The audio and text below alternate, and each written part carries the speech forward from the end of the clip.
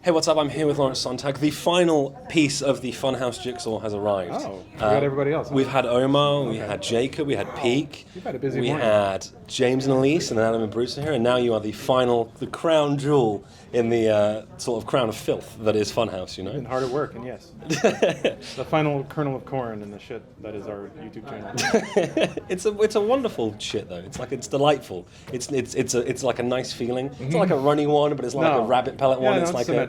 It's a sturdy, appropriately sized indeed. No, it's crafted is how I would describe it. Yeah.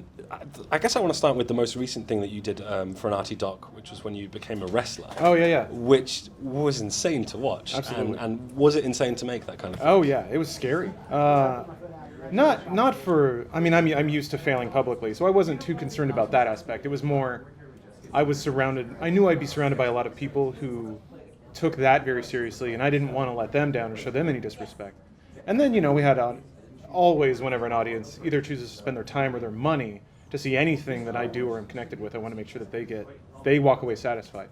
So it was the pressure of both showing due respect to the people who treat that form seriously, and in a way I was concerned because the entire shooting schedule was about 7 days long, and it is kind of messed up to like there's something you've been working on for years to have somebody just drop quote unquote celebrities in your lap and say take care of them, make them seem good, and then we're just going to peace out. So I wanted to make sure that we gave an honest effort too, and that we showed respect to them. But then also we put on a show at the end of it, and I wanted that to be good. By all rights, at the end of it, everybody was pretty happy with it. So it seems like it went okay. There's not a thing I ever do in my life that I'm not a little disappointed in, because I always think I could have done better, could have done this, could have done that. All you can do is try your best. Do you feel like you are potentially the underdog or the villain of Funhaus sometimes? Oh yeah. Yeah? Yeah. It's something that I've thought extensively about, because you have to be aware of your persona, and how you play into it or play against it or whatever. And it was weird how it formed up. In the early years, I didn't have much camera experience. So being on camera, it's strange. People tell you not to try, but that's the wrong thing to do. You have to try, but in the right way. And I wasn't really trying in the right way. So having an amateur on camera, it turns out pretty weird. And I was like kind of nerdy and awkward, and still am. But I think I've dulled some of those behaviors. And to be frank, I think another dash of it is, all of us are genuine nerds in our own ways. I think the other guys I work with have been on camera longer, and they were able to sort of train that out of their camera appearances or their behaviors. But I never really got to see myself in that particular mirror, and especially against the criticism of the entire internet. So yeah, I think it started off there just from sheer inexperience of not knowing how I looked or how I was perceived on camera. And then since that's where I started, I just had to run with it. So once I became more aware of it and able to sort of control or craft that image, that's the hand I had dealt for myself, so I had to play with it. And then, another much smaller factor is whenever you're doing improv or you're making media, you have to have a personality that fits in well with everyone else. And sometimes that means you have to be the odd one out. Or you have to be the insurgent, the agitant, whatever. If there are gaming channels where everybody's the nice guy and there's not a whole lot of texture there. And I'm not singling any one person out there, it's just everyone wants to be the cool guy. But if something's going to stick in somebody's mind and make them go down and leave a comment, even if it is, fuck that guy, that's still engagement, and that's more than somebody just seeing a bunch of smiling people play a game and then thank the audience for watching. So yeah, I don't mind being that particular fly in the ointment. It's been an interesting exercise, sort of crafting it as I go. Do you have a particular insult that's like stuck out in your mind? I know Adam always gets called a cuck, which brings me great joy. It's funny, but it's also wearing a little thin at this point. No, it's weird. It's weird because I kind of treat it like an echo chamber. I enjoy. It's almost like a weird sociological experiment. To fully answer your question, I can't really think of one, except for one dude said that I was going to get red pilled out of Cucktown.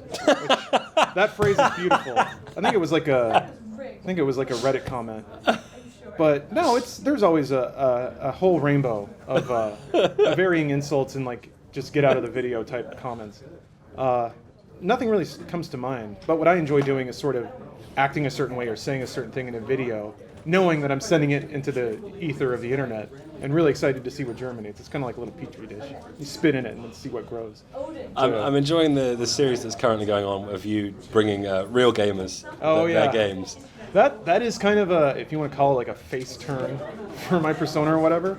At least something that's not so aggravatingly dorky and nerdy that it's aggravating. It's somewhere in the middle. But I mean, in a programming sense, it's weird. The slate of our channel has sort of changed. We've had more sales videos, which is great for the health of our channel because we're bringing in a lot of money.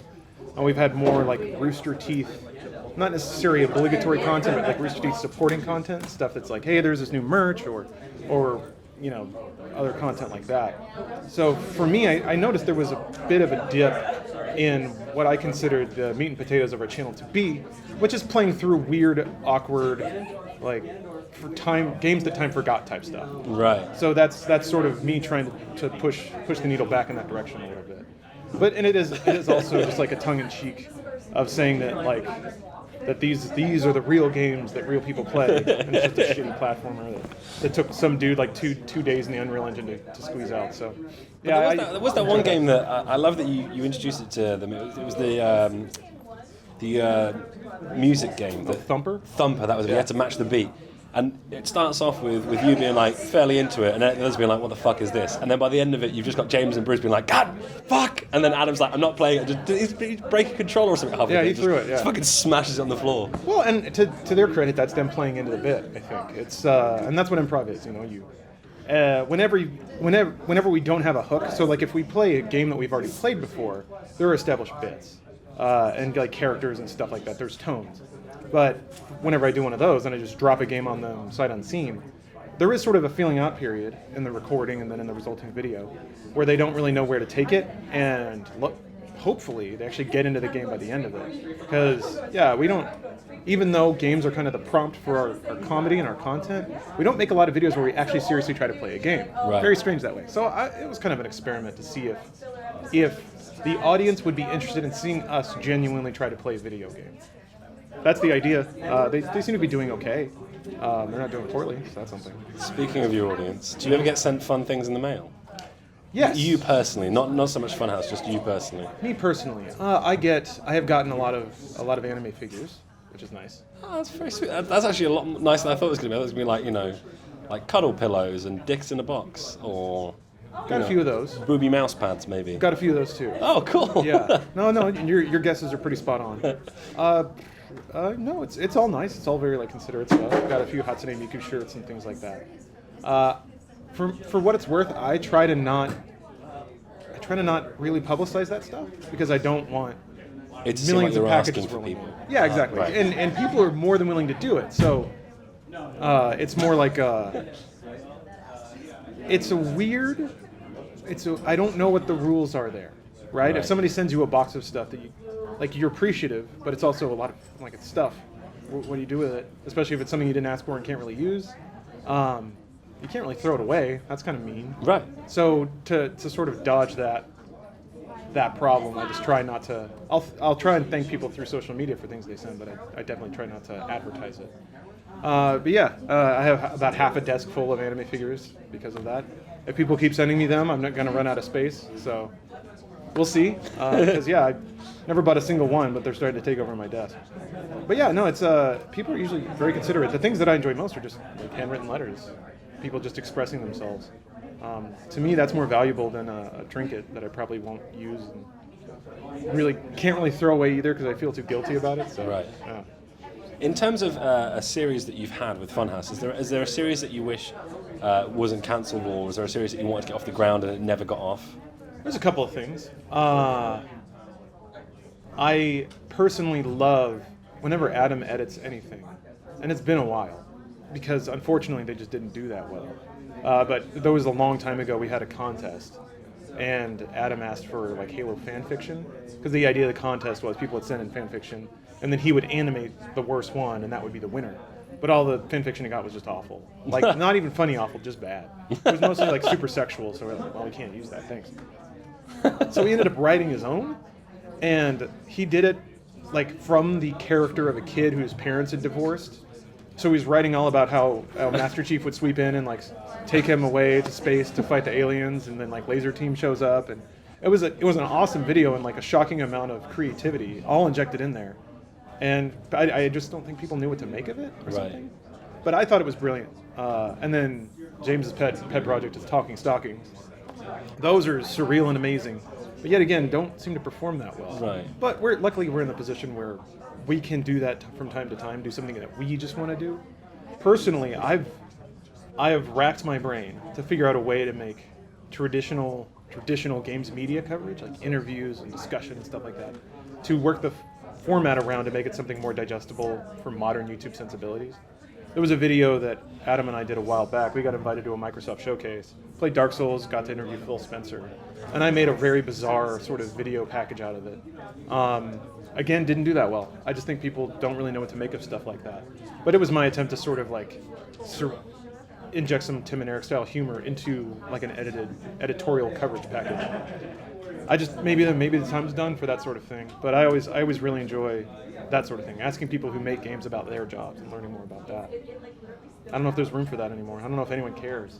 I like when you get them on DudeSoup though. You can tell the enthusiasm you have when you get a developer to come on to DudeSoup and via Skype or whatever, and it shows. And I think that is something that people don't want anymore. But I think that you're right. And if you work out how to do it, do let me know, because I got hours of the shit that's just lying around that I can't do anything with. Well, if you think about it, it makes sense.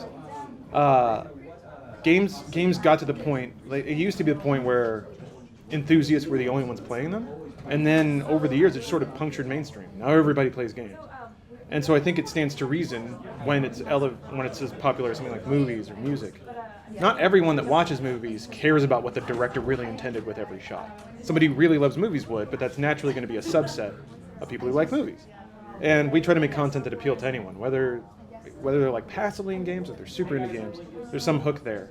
So, just by the math, it makes sense that kind of content is going to naturally appeal to a smaller viewer base. I was hoping that I could find a way to make it appeal to everyone. Like Top Gear is always, I feel like, the perfect reference to make. Like, you don't have to know or care about cars, but they still get super into cars, but they're entertaining enough that pretty much anyone can watch the show. So I was trying to find some kind of magic bullet there where I could sort of sneak like deep games discussion into an entertaining package. Maybe I just need to rework it, or it's not an idea I've given up on. I just don't know what the solution is. Amazing. Thank you so much for taking time with me. I'm aware that there are people just constantly being like, I see. and I'm just like, okay, I get it.